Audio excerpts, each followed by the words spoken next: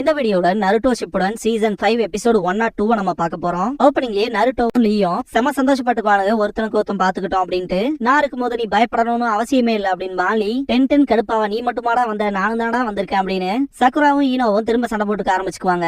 Medical நிஞ்சுட்சுல ABC தான் உனக்கு தெரியும் அப்படின்னு சக்குரா சொல்லுவா. ஏதோ என்ன விட 4 வார்த்தை கூட படிச்சிட்டேன்னு ரொம்ப திமிரு பண்ணாத அப்படின்பா ஈனோ. சக்குராவை ஈனோ பில் போர்ட் ப்ரோ அப்படின்னு கலாய்ப்பா. சக்குரா ஈனோவை ஈனோ பிக் அப்படின்பா. இவங்க 2 பேரும் சண்டை போடுறத சாய் பாத்தீங்கன்னா நோட் பண்ணிட்டு சக்குரா பேர் அப்படின்னா பில் போர்ட் ப்ரோ, ஈனோவோட நிக் நேம் ஈனோ பிக்கான்ட்டு எழுதிட்டு இருப்பான். சண்டை ஸ்டாப் ஆயிருக்கும். சாய் என்னடான்ட்டு பாப்பான். 2 பேரும் சாய் பார்த்து சிரிச்சுட்டு பஞ்ச் பண்ணுவாங்க.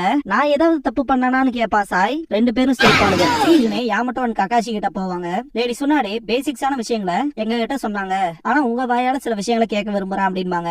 ஒரு இம்ப்ரூவ்மெண்ட் இருக்கு அப்படின்னு பாரு ககாஷி. எல்லாருமே காலேஜ்ல ஸ்டாஃப்ஸ் இல்லாதப்ப அவன் சொந்த கதை சோக கதையை பேசுவாங்களே அந்த மாதிரி இருப்பானுங்க. நருட்டோ மட்டும் தனியா இருப்பான். நம்ம அந்த பக்கம் போய் பேசிக்கலான்ட்டு யாமட்டோ சீஜனை கூட்டிட்டு போகும்போது ககாஷி நருட்டோவை பாப்பாரு. அவன் தனியா ரூம்குள்ள போவான். ககாஷி எனிமீஸ பத்தி சொல்லுவாரு. 4 பேர் இருக்கானுங்க, புகையை போட்டு அதுக்குள்ள ஃப்ரீயா சுத்துவானுங்க. அப்புறம் என் கூட ஒரு பெரிய ஆளு சண்டை போட்டான். அப்புறம் ஒரு கிறிஸ்டல் ஸ்டைல் யூசர் அப்படின்பாரு. அவனுங்க தான் ஏரியில 3 டைல்ஸ புடிக்கிறதுக்கு பாத்துட்டு இருந்தவனுங்க அப்படின்பாரு யாமட்டோ. இந்த விஷயங்கள்ல எங்களுக்கு ஆல்ரெடி இன்ஃபர்மேஷனா சொன்னாங்க. நம்ம சீக்கிரமே இந்த ஒரு விஷயத்த ஸ்டார்ட் பண்ணி குயிக்கா சீல் பண்றதுக்கு ஆரம்பிக்கலாம். எதிரியை மட்டும் இந்த ஒரு விஷயத்த பண்ணிட்டாங்கன்னா நமக்கு தான் பிரச்சனை அப்படின்னு சீஜனை சொல்லும் போது இதுல ஒரு சின்ன இம்ப்ரூவ்மெண்ட் இருக்கு அப்படின்பாரு ககாஷி. நருட்டோ ஏரியில ஒரு பையனை பாத்திருக்கான். அவன் என்ன சொன்னானா, டெய்ல்டு பீஸ்ட் அந்த சின்ன பையன் கண்ட்ரோல் பண்ணாதான் சொன்னான் அப்படின்பாரு. அதுக்கான வாய்ப்பே இல்ல, டெய்ல்டு பீஸ்ட ஒரு சின்ன பையன் கண்ட்ரோல் பண்றானான்ட்டு ஷாக் ஆவாங்க. நருட்டோ அந்த சின்ன பையனை தேடி போகும்போது கிறிஸ்டல் ஸ்டைல் யூசர் கூட சண்டை போட்டிருக்கான் அப்படின்பாரு ககாஷி. அவங்களுக்கான ரிலேஷன் என்னன்னு சொல்லி கேட்பாங்க சீஜனே. கிறிஸ்டல் ஸ்டைல் யூசர் இருக்கா இல்லையா, அவதான் அந்த பையன் போறக்கான இடம் அப்படிங்கிற மாதிரி நருட்டோ சொன்னான் அப்படின்னு ககாஷி சொல்லும் போது, ஆமா யாருதான் அந்த பையன், சொல்ல போனா 3 டைல்ஸ்க்கு ஜின்சுரிக்கே கிடையாது அப்படின்பா சீஜனே. யாமட்டோ ஆஃப்டர் ஆல் நம்ம மோதறது ஒரோச்சிமாரு கூட, அவன் அந்த சின்ன பையனை கூட ஜின்சுரிக்கே மாத்திரக்கு ட்ரை பண்றதுக்கான வாய்ப்பு இருக்கு அப்படின்பாரு. விஷயங்கள் ரொம்பவுமே தொல்லையா போகுது அப்படின்பாங்க சீஜனே.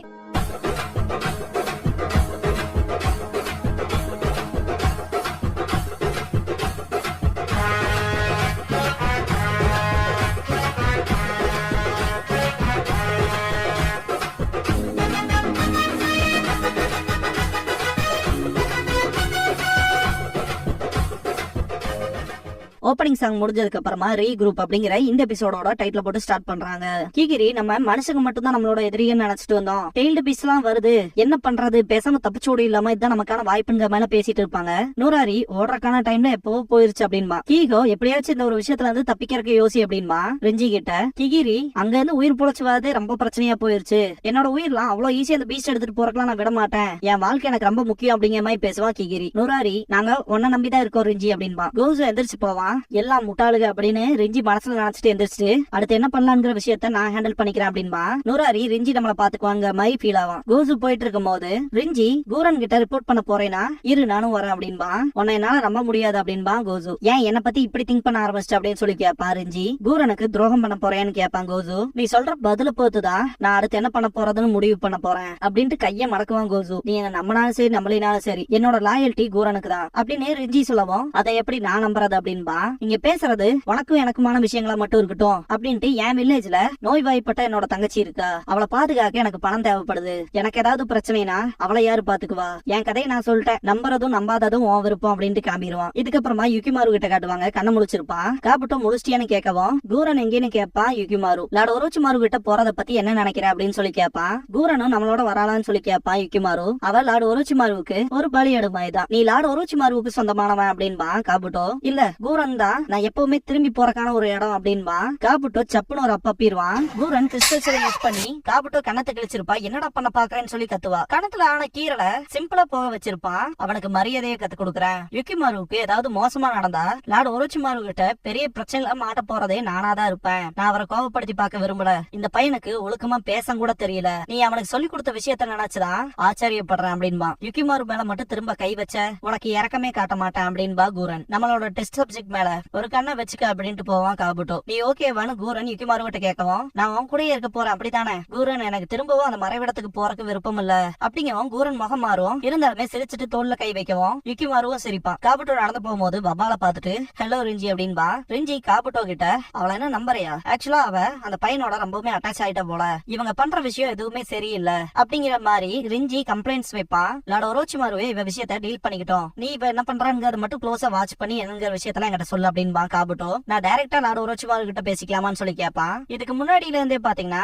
அந்த செல்குள்ள இருக்கும் போதே உள்ள இருக்கவங்கள பத்தின டீடைல்ஸ் அண்ட் டேட்டாஸ் எல்லாத்தையுமே பாத்தீங்கன்னா கலெக்ட் பண்ணி கொடுத்து இருந்திருப்பா. அது எவ்வளவு ரிஸ்க் தெரியுமா அப்படின்ட்டு. இப்ப நான் பண்ண போற விஷயமும் என்னோட வாழ்க்கையை ஆபத்துல வைக்கிற மாதிரி தான். உனக்காக அந்த இன்ஃபர்மேஷனை கலெக்ட் பண்ணி கொடுக்குறேன் அப்படின்பா ரிஞ்சி. என்ன சொல்ல வர அப்படின்னு சொல்லி கேட்பான் காபுட்டோ. நீ எனக்கு கொஞ்சம் வேல்யூ பண்ணா போதும் அப்படின்பா ரிஞ்சி. ஏதாவது டீல் பேச போறேன்னு சொல்லி கேட்பான் காபுட்டோ. எனக்கு எதுவும் வேண்டாம், உனக்கு கீழே இல்லாம லார்ட் ஒரோச்சிமாருக்கு கீழே வேலை பாக்குற மாதிரி இருந்தா எனக்கு அது போதும் அப்படின்பா காபுட்டோ. அப்படியே விஷயம் அப்படின்பா. லார்ட் ஒரோச்சிமாரு என்னோட கஷ்டங்களை புரிஞ்சுக்கிட்டா அது போதும் அப்படின்பா ரிஞ்சி. காபுட்டோ ஒரு மாதிரி பாப்பான். இந்த இடத்துல கூட எனக்கு தான் பவர் ஜாஸ்தி. ஏன்னா கீகோ, நுராரி, கிகிரி இவங்க 3 பேருமே என் கண்ட்ரோல்ல தான் இருக்காங்க. சப்போஸ் லீஃப் வில்லேஜ் சேர்ந்த ஷினோபிஸ்லாம் உன்னை கொன்னுட்டாங்கன்னு வை, லார்ட் ஒரோச்சிமாரு கிட்ட இந்த இன்ஃபர்மேஷனை சீக்கிரம் போய் யார் சொல்ல முடியும், நான் தானே அப்படின்னு ரிஞ்சி சொல்லவும், அப்படின்னா சரி அவர்கிட்ட நான் உன்னை கூட்டிட்டு போறேன், எந்த ஒரு எக்ஸ்பெக்டேஷனும் வச்சுக்காத, மொத்தமா அழிஞ்சு போயிடும் அப்படின்ட்டு சிரிப்பான். கூரன் கிட்ட காட்டுவாங்க. நல்லா கேட்டுக்க, கொஞ்ச நேரத்துக்கு வெளியே பயங்கர சத்தமா இருக்கும், நல்ல பையனா இங்கேயே எனக்காக வெயிட் பண்ணணும் அப்படின்னு கூரன் யுகிமாரு கிட்ட சொல்லவும், நீ என்ன பண்ண போறேன்னு யுகிமாரு கேட்பான். எனக்கு ஒரு சின்ன வேலை முடிச்சதும் சீக்கிரம் வந்துருவேன், நீ உன்னோட உடம்ப பாத்துக்க அப்படின்பா. எனக்கு ஒன்னும் பிரச்சனை இல்ல, நான் நல்லா தான் இருக்கேன் அப்படின்னு யுகிமாரு சொல்லவும், இல்ல இன்னும் இல்ல, நீ கம்ப்ளீட்டா குணமாகணும் அப்படின்பா கூரன். யுகிமாரு ஒரு ஃபேவர் கேட்பான். கூரன் ஒரு ஒயிட் கேமலியாவை கிறிஸ்டலுக்குள்ள வச்சு கொடுத்திருப்பா இல்லையா, அதுல கிராக் விழுந்திருக்கும், அதை சரி பண்ணி தரையான்னு சொல்லி கேட்பான். கூரன் கையில வாங்கும் போது ஒரு மாதிரி ஃபீல் பண்ணுவா. இதை சரி பண்றதுக்கு பதிலா புதுசா ஒண்ணு பண்ணிக்க வேண்டியதானு கேட்பா. பண்ணிக்கலாம் தான், ஆனா இந்த பூ தானே நீ எனக்கு ஃபர்ஸ்ட் கொடுத்தது ஞாபகம் இருக்கான்னு சொல்லி கேட்பான்.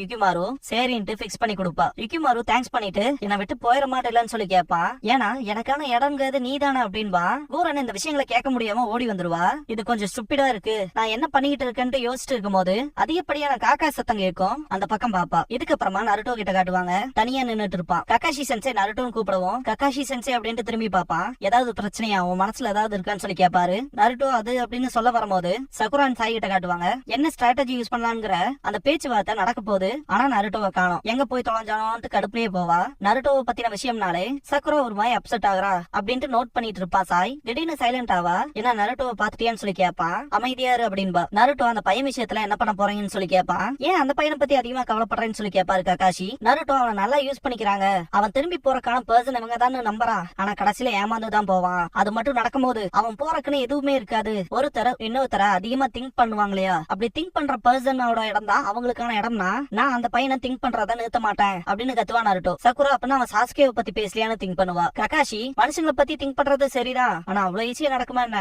அவங்களுக்கான தனிப்பட்ட எண்ணமும் உணர்வுகளும் இருக்கும்ல அப்படின்பாரு கக்காஷி. அது ஒண்ணும் உண்மை இல்ல, உணர்வுகள் எப்பவுமே மற்றவங்களுக்குள்ளேயும் போகும் அப்படின்னு கத்துவா நருட்டோ. சகுரா நருட்டோ அப்படின்ட்டு பாப்பா. சீஜனை கிட்ட காட்டுவாங்க. லேடி சுனாடே சொன்ன ஸ்ட்ராட்டஜி அண்ட் அவங்க சொன்ன ஐடியாஸ், அவங்களோட ஆர்டர்ஸ் தான் நமக்கு ஃபாலோ பண்ண போறோம் அப்படின்ட்டு சர்ச் பண்ணி ரெஸ்கியூ பண்ற மிஷன் இதோட முடிஞ்சு. சகுரா, ஹினாட்டா, நீனோ நீங்க எல்லாரும் என்னோட கமாண்டுக்கு கீழ இருக்கணும், மற்றவங்களை எல்லாம் கக்காஷி லீட் பண்ணுவாரு அப்படிம்பாங்க சீஜனே. கக்காஷி இப்போதைக்கான மிஷன் 3 டைல்ஸ கண்டுபிடிச்சு அதை சீல் பண்ணணும், அதே மாதிரி அந்த பையன் 3 டைல்ஸோட கனெக்ட் ஆயிருக்கான், என்னாலும் பரவாயில்ல அவனை ப்ரொடெக்ட் பண்ணணும் அப்படின்பாரு. நருட்டோ சந்தோஷப்படுவான். கக்காஷி அக்காட்சுகிக்கு மட்டும் இந்த டெய்ல்டு பீஸ்ட் மேல பேராசை இருக்கிறது இல்ல, ஒரு டெய்ல்டு பீஸ்ட் ஜின்சுரிக்கே இல்லாம இருக்குன்னு மட்டும் மற்ற நேஷன்ஸ்க்கு தெரிய வந்ததுன்னா எல்லாருமே அதை வேட்டையாடுறதுக்கு வர ஆரம்பிச்சிருவாங்க அப்படின்னு சொல்லவும் சாய், அப்படின்னா அந்த பையனை ஜின்சுரிக்கியா மாத்திரக்கு கூட்டிட்டு வந்திருப்பாங்களோன்னு சொல்லி கேட்பான். கரெக்ட் தானே நருட்டோ அப்படின்னு சகுரா சாய் மேல கோவப்படுவா. நீயும் ஜின்சுரிக்கிங்கிறத மறந்துட்டேன் அப்படின்பா. எல்லாருமே நருட்டோவை பாப்பாங்க. யோசிக்காமையே பேசுறது அப்படின்ட்டு, இருந்தாலும் நீ சொல்றதும் நிஜம்தான், 3 டைல்ஸ சீல் பண்ணணும், அந்த பையனை காப்பாத்தணும், என்ன மாதிரியும் காரா மாதிரியும் அவன் மாறாம இருந்தா சரி இல்லையா சீஜனே அப்படின்பா. அதுதான் நம்மளோட நோக்கமும் அப்படின்ட்டு, அதை பிடிக்கிறது மட்டும் பிளான் இல்ல, அதை பிடிச்சாலுமே அதை வேற ஒரு டைமென்ஷனுக்கு அனுப்ப போறோம் அப்படின்பாங்க. அதுதான் லேடி சொன்னாடே ஹோகாகேவோட ஆசையும் அப்படின்பாங்க. நருட்டோ அப்படின்னா சரி இதை ஆரம்பிக்கலாமா அப்படின்னு கத்துவான். கீபா அந்த டெய்ல்டு பீஸ்டோட சக்கரான்கிறது அதிகமா இருக்குமேன்னு சொல்லி கேட்பான். அதை எப்படி நம்ம சீல் பண்ண போறோம் அப்படிங்கவும், அது உண்மைதான், அதிகப்படியான சக்கரா கண்ட்ரோலும் கான்சென்ட்ரேஷனையும் வச்சுதான் அதை புடிச்சாகணும் அப்படின்ட்டு சகுரா ஈனோ 2 பேருமே மெடிக்கல் நிஞ்சுட்சுவை பயிற்சி பண்ணிருக்கீங்க, உங்களோட எக்ஸ்பீரியன்ஸ் தான் யூஸ்ஃபுல்லா இருக்க போகுது, அப்புறம் ஹினாட்டாவோடதும் அப்படிங்கவும், எனக்கு எந்த எக்ஸ்பீரியன்ஸும் இல்லையே மெடிக்கல் நிஞ்சுட்சுல அப்படின்பா. நான் இங்க உன்னோட சக்கரா கண்ட்ரோல பத்தி சொல்றேன், உனக்கு மெடிக்கல் நிஞ்சுட்சு தெரியாம வேணா இருக்கலாம், ஆனா ஜென்டில் பிஸ்ட்ல உன்னை அடிச்சுக்க முடியாது, அப்புறம் உன்னோட பியாக்குகானால சக்கரா ஃப்ளோவையும் பார்க்க முடியும், அது ரொம்பவே உதவியா இருக்க போகுது, நீ ரொம்ப முக்கியம் அப்படின்பாங்க. நருட்டோ, ஹினாட்டா நீ வேற லெவல் அப்படின்பா. அப்படிலாம் இல்ல அப்படின்ட்டு வெக்கப்படுவா. லைட்டா குழப்பமா இருக்க மாதிரி தான் இருப்பா, இருந்தாலும் புரிஞ்சது நான் என்னோட பெஸ்ட கொடுக்குறேன் அப்படின்பா. நருட்டோ, பசங்களை விட பொண்ணுங்க சக்கரா கண்ட்ரோல் பண்றதுல பெட்டரா இருப்பாங்க போலயே அப்படின்ட்டு திங்க் பண்ணுவான். ஆனா டென்டனையே சேர்த்திக்கல, எல்லா பொண்ணுங்களையும் கூட்டிட்டு போவீங்க தானே அப்படின்னு சொல்லுவான். அப்ப என் சக்கரா கண்ட்ரோல் ரொம்ப மோசமா இருக்குன்னு சொல்ல வரையாடான்ட்டு டூல் எடுத்து சுத்துவா. ஐயோ நான் அப்படி சொல்ல வரல அப்படின்பா நருட்டோ. மிச்சம் இருக்கவங்க எல்லாம் யாமாட்டோக்கு கீழேயும் எனக்கு கீழேயும் ப்ரொடெக்ஷன் கொடுக்குற வேலையை பார்க்கணும், இத பாயிண்ட் பண்ணி சொல்லணும்னு இல்ல யாருகிட்டயும். அந்த டெய்ல்டு பீஸ்ட சீல் பண்ற வரைக்கும் அதை பிடிக்க ட்ரை பண்ணவனுங்க எல்லாம் ஓரமாவுக்கு வந்து முடிக்கட்டும்னு எல்லாம் பாத்துட்டு இருக்க மாட்டானுங்க. அட்டாக் பண்ண எப்ப வேணா வரலாம் அப்படின்னு கக்காஷி சொல்லவும், அந்த கிறிஸ்டல் ஸ்டைல் யூசர் அப்புறம் அவங்களோட வந்தவங்க தானே அப்படின்னு கீபர் சொல்லவும், லீ அவங்களா வரட்டும் பாத்துக்கலாம் அப்படின்பா. 10-10 நம்ம எப்படி டீம் அப் ஆகுறதுன்னு சொல்லி கேப்பா. அதை பத்தியா அப்படின்ட்டு எனக்கு ஒரு ஐடியா இருக்கு அப்படின்பாரு. ஷீனோ தலையாட்டுவான். நருட்டோ அப்படின்னா அதை சொல்லுங்கன்னு சொல்லி கத்துவான். இந்த சண்டை பொறுத்த வரைக்கும் ரொம்பவுமே கஷ்டமா இருக்க போகுதுன்னா அது அந்த கிறிஸ்டல் யூசரை தடுக்கிறதா. எல்லாருமே அவளோட போய் மோதணும்னா சீலிங் டீமை ப்ரொடெக்ட் பண்றதுக்கு யாரும் இருக்க மாட்டாங்க. அதனால 2 குரூப்பா பிரிய போறோம். ஒருத்தங்க அவளை கான்சென்ட்ரேட் பண்ணட்டும், நருட்டோ சாய் ஷீனோ அப்படிங்கவும் சரின்பாங்க. எனக்கு கீழே அந்த கிறிஸ்டல் ஸ்டைல் யூசர் கூட சண்டை போட போறீங்க. அப்புறம் மற்றவங்க எல்லாம் யாமட்டோ உனக்கு என்ன பண்ணணும்னு தெரியும்ல அப்படின்னு கக்காஷி கேட்கவும், புரிஞ்சது அப்படின்ட்டு யார் பேர்லாம் வரலையோ அவங்கள இங்க வந்து கேதர் ஆகுங்க அப்படின்பாரு யாமட்டோ. 3 டீமா பிரிவாங்க.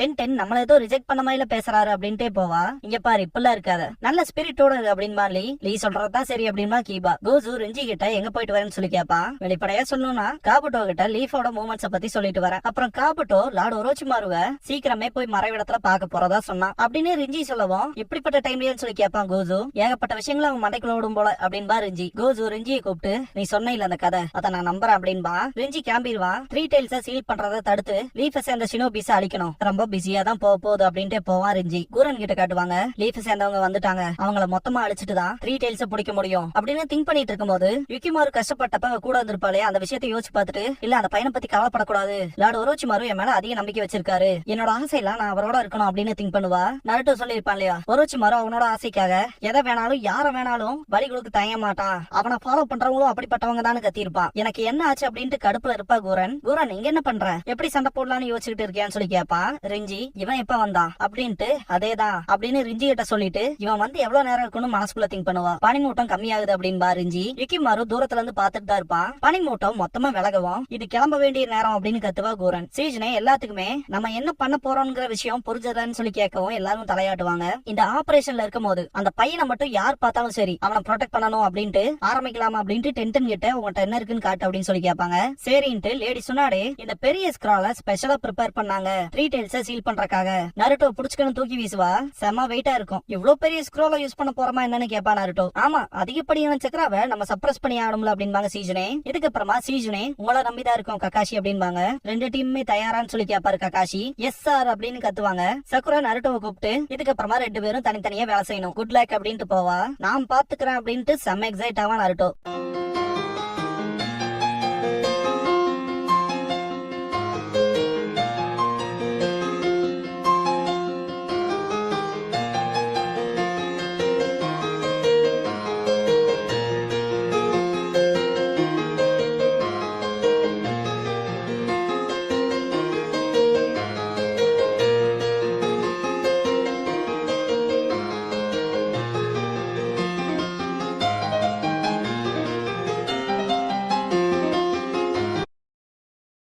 க்ளோசிங் சாங் முடிஞ்சதுக்கு அப்புறமா த 4 கார்னர் சீலிங் பேரியர் அப்படிங்கிற எபிசோட தான் நம்ம அடுத்து பார்க்க போறோம் அப்படின்பா